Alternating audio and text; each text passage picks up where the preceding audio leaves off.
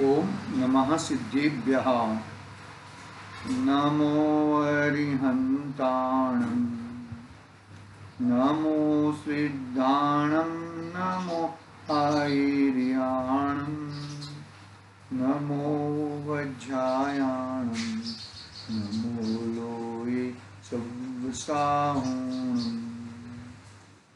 मंगलं भगवान् वीरो, मंगलं गौतमो मुनि, मंगलं कुन्दकुन्दार्यो, जैनधर्मोऽस्तु मंगलम्।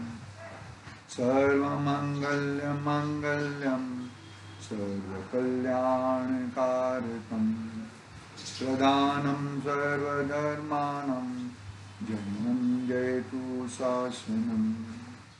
तस्य स्वयं स्वभावाप्ति प्रभावे कृष्णकर्मण, तस्मै संज्ञानरूपाय नमस्तु परमात्मने, नमस्तु परमात्मने।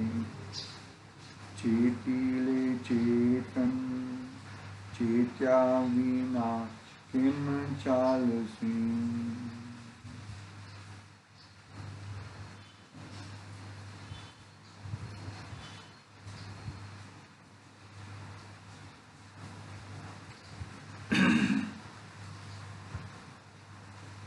इष्टोपदेश गाथा क्रमांक 51 वो हम आज से प्रारंभ करेंगे। कल तक बहुत लंबे समय तक हमने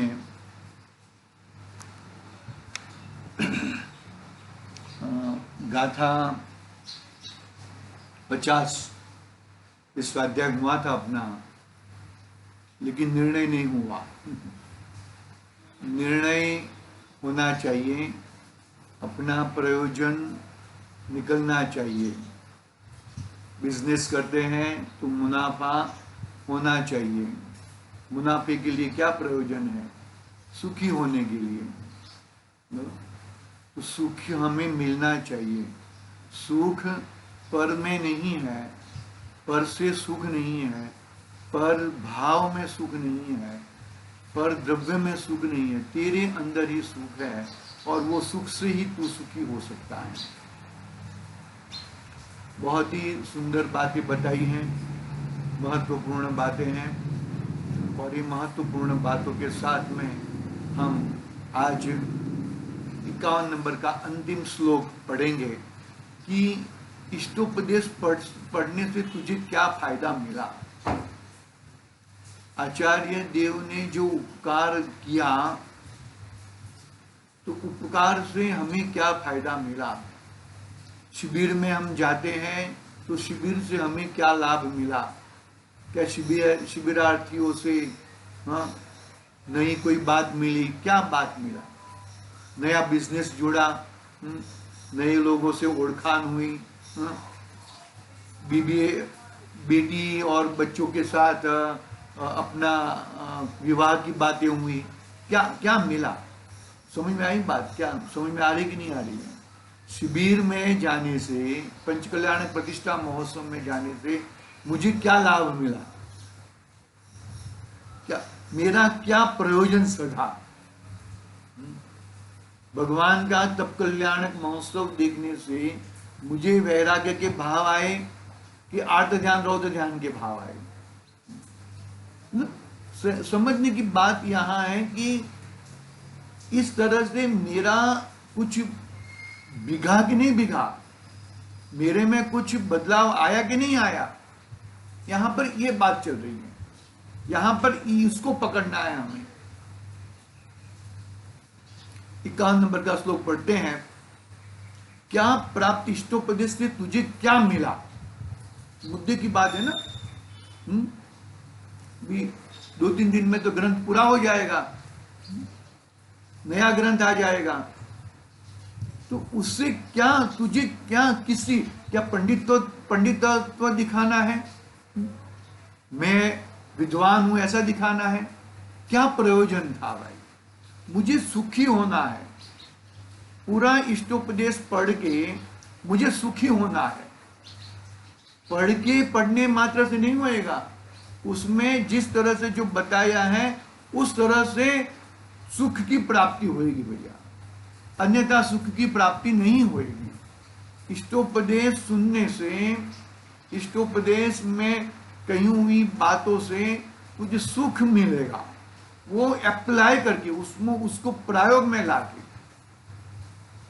ऐसा बात यहां पर आचार्य देव कहते हैं, गाथा पढ़ते हैं, देखो क्या कहा, इष्टोपदेशमिति सम्यगधीत्य धीमान, क्या कह दिया, धीमान कह दिया। कितना मतलब पुरस्कार से बात करते हैं आचार्य देव। देखो, इष्टोपदेशमिति सम्यगधीत्य धीमान मानापमान समता स्वमता द्वितन्या मोक्षाग्रहो विनि वसन सजनी वनेवा मुक्ति स्त्रियं निरुपमा पुमाया भव्या। क्या कहा, इष्टोपदेश से मुझे मेरी सम्यक बुद्धि खुली। देखो मैं उसका हिंदी अनुवाद पढ़ता हूँ तो अपने को मालूम पड़ेगा, हिंदी अनुवाद में 2 गाथा बनाई है, बहुत बड़ी है ना, बसंतली का छंद है भक्तामर स्तोत्र वाला, तो वो बहुत बड़ी लाइन होती, 4 लाइन का होता है भक्तामर स्तोत्र, 4 लाइन का होता है ना। तो ये 4 लाइन की हिंदी अनुवाद दो में है। इष्ट रूप उपदेश को पढ़े सुबुद्धि भव्य मान अमान में साम्यता जिन निज मन से कर्तव्य आग्रह छोड़ स्वग्राम में वावन में सुवसे उपमा रहित स्वमोक्ष श्री निज कर सहज हिले। उपमा रहित है, मोक्ष सुख की उपमा किससे किससे उपमा करेंगे, इंद्र की, इंद्र के सुख, अरे इंद्र के सुख की उपमा रहित, वो सुख नहीं है, वहां पे भी सुखाभास है, वहां से भी छोड़ के अन्य गति में जाता है, और यदि ऐसा रहा तो एकेंद्रिय आदि में भी चला जाता है। तो स्वर्ग के सुख को की उपमा नहीं दी जाए, उपमा रहित है मोक्ष सुख। देखो क्या कहा, इष्ट रूप उपदेश को, इष्ट रूप उपदेश को पढ़े सुबुद्धि भव्य।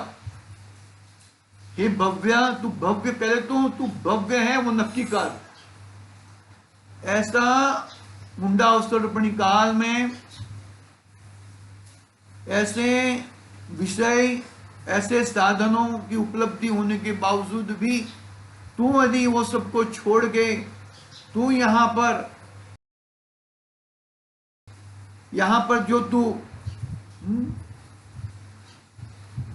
स्वाध्याय करता है, 7 तत्व के संबंधी विचार करता है, 6 द्रव्य के प्रति विचार करता है, वेद विज्ञान के प्रति विचार करता है, 9 पदार्थ के विषय में, उत्पाद वै द्रव्य के विषय में, निमित्त उपादान के विषय में, यदि जो ये सबको छोड़ के तू उसके ऊपर बुद्धि लगाता है तो तू भव्य है। पकड़ना बात को, भव्य है, तू अभव्य है ऐसा मत देखो। इष्ट रूप उपदेश को पढ़े सुबुद्धि भव्य, बुद्धि लगाकर जो पढ़ता है, अपना इष्ट करना है, मुझे मेरा कल्याण करना है, मेरा कल्याण करना है यानी कि मुझे सुखी होना है, मुझे यानी कि कौन, ये असमान जाति द्रव्य पदार्थ जो पड़ा है उसको नहीं, मेरा आत्मा सुखमय है और उस सुखमय है, वो स्वभाव से है, और वो स्वभाव पर्याय में प्रकट करनी है। पकड़ना बात को, वो स्वभाव है, वो स्वभाव पर्याय में प्रकट करनी है।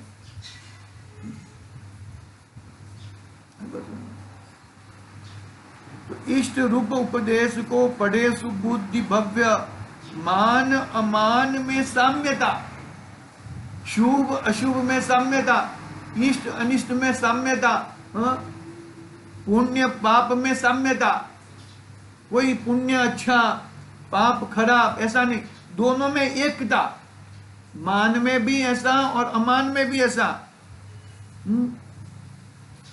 निज मन से कर्तव्य, क्या कहा? निज मन से कर्तव्य, अपने मन से, अपने क्या कहा इसमें, देखो अनुवाद है, मैं पढ़ता हूं यहां से। इस प्रकार इष्टोपदेश का अच्छी तरह से अभ्यास करके बुद्धिशाली भव्य अपने आत्मज्ञान से मान अपमान में समता का विस्तार करके, मतलब मान अपमान कहो, शुभ अशुभ कहो, इष्ट अनिष्ट बुद्धि कहो, विस्तार करके आग्रह को छोड़कर नगर में अथवा वन में निवास करता हुआ उपमा रहित मुक्ति रूपी लक्ष्मी को प्राप्त करता है। मुक्त रूपी लक्ष्मी को प्राप्त करता है। यहाँ पर एक ही छंद दिया है, यहाँ पर दो छंद दिए हैं, वो दो को ठीक है, दोनों को बढ़ा के यहाँ पे दिया है। एक ही बात है, दोनों चीज इसमें आ जाती हैं। देखो यहाँ पर अपनी जो पीडीएफ फाइल है, पीडीएफ में एक ही छंद दिया है, और यहाँ पर वो छंद को और विस्तार करके दो छंद बना दिए हैं।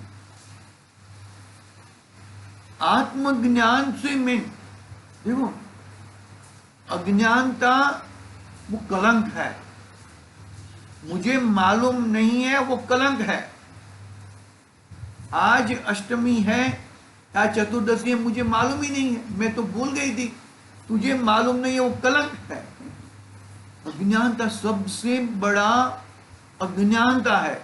5 प्रत्यय कहा ना, 5 प्रत्यय कहा ना, जो बंध के कारण है वो 5 प्रत्यय है। वो 5 प्रत्यय के साथ में अज्ञानता वो बहुत बड़ा कार्य उसके अंदर। मैं मिथ्या दृष्टि हूं, वो कौन जानता है? अज्ञान जानता है। तो अज्ञानता के कारण मैं मिथ्या दृष्टि हूं। मैं ज्ञान स्वभावी हूं तो मिथ्यात्व हट जाएगा, मिथ्यात्व हट जाएगा, अविरति हट जाएगी, कषाय हट जाएगा, प्रमाद हट जाएगा। और योग, जो योग बाहर में योग करते हैं ना, योग निरोध, वो योग नहीं है। मन योग, वचन योग, क्या योग, तीनों की क्या बोलते हैं, मन का, वचन का, काया से गुप्ती, उसका कोई मतलब मन का विषय नहीं चलाना, वचन का विषय नहीं, काय का विषय नहीं, सबसे गुप्ती में आ जाना। वो अज्ञानता के कारण मान रहा था कि मैं मन योग में अंदर ऐसा बैठ गया हूं तो मन योग हो गया, बोलने का बंद गया, वचन योग। अभी भोजन के समय सब लोग क्या करते हैं, मौन व्रत रखते हैं। तो मौन व्रत रखते हैं, ये सब बोलने का, वो भी भाषा ही हो गई ना, वो भी भाषा ही हो गई। उसको वचन, मौन यानी कि मौन, एक शब्द भी, आवाज भी नहीं आना चाहिए। मतलब ये तो उदाहरण दिया, ऐसा समझना बात को।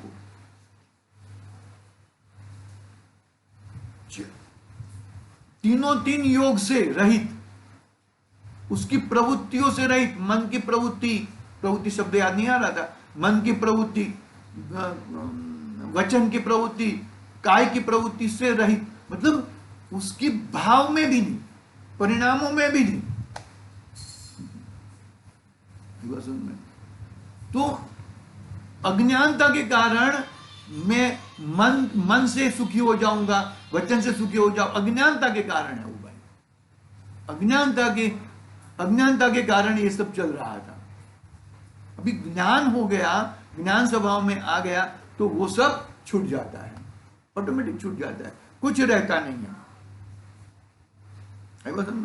तो तीन प्रकार के, मतलब क्या हुआ कि अज्ञानता के कारण वो मिथ्या दृष्टि था, अज्ञानता के कारण वो अविरति थी, अज्ञानता के कारण प्रमाद, कषाय और योग था। अज्ञानता हट गई, ज्ञान स्वभावी को खड़ा किया, ये सब हट जाता है। और अपना आत्मज्ञान आ जाता है। और वो आत्मज्ञान से जो प्रकट हुआ मोक्ष, वो उपमा से रहित है, किसी की उपमा उसको लगती नहीं है। पकड़ना बात को।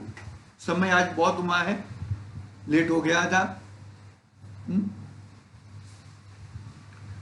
मतलब जो मोक्ष लक्ष्मी है, मोक्ष सुख है, वो किसी की उपमा रहित है।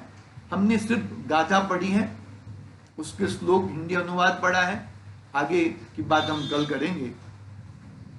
क्या प्रयोजन है? मेरा प्रयोजन मुझे मोक्ष मिले यानी कि मैं सुखी हो जाऊं, वही मेरा प्रयोजन है। और वो मेरा प्रयोजन सधे किसके से? अपने आत्मज्ञान से ही सधेगा। अनादि से आज तक मैं अज्ञान था, इष्टोपदेश मैंने सुना पढ़ा, तो मेरी अज्ञानता का पटल हट गया और वो 5 प्रत्यय हट गए, जिससे बंद हो रहा। मतलब 5 प्रत्यय से बंद नहीं होता, वो 5 प्रत्यय में जुड़ने से, मिथ्यात्व भाव से, उल्टी मान्यता से। मिथ्यात्व तो पढ़ लेकिन उल्टी मान्यता से तू उल्टा देखता है ना, सब उल्टा देखता है। अविरति से, अरे व्रत से तुम धर्म मानता है। इस बहुत सारी चीजें हैं। कषाय क्रोध करके काम करना चाहता है। प्रमाद अपनी आत्मा को नहीं देखना, वो बहुत बड़ा प्रमाद है। अज्ञानता से अपनी आत्मा को नहीं देखता, वो बहुत बड़ा प्रमाद है। योग से, अरे कौन सा योग है भाई? बहुत ही 5 बात की है हमने, उसकी बात कल करेंगे। अनिवार्य पढ़ेंगे और आगे भी लेंगे। आज के लिए ओम नमः सिद्धि निज निधि निज में बताई जान।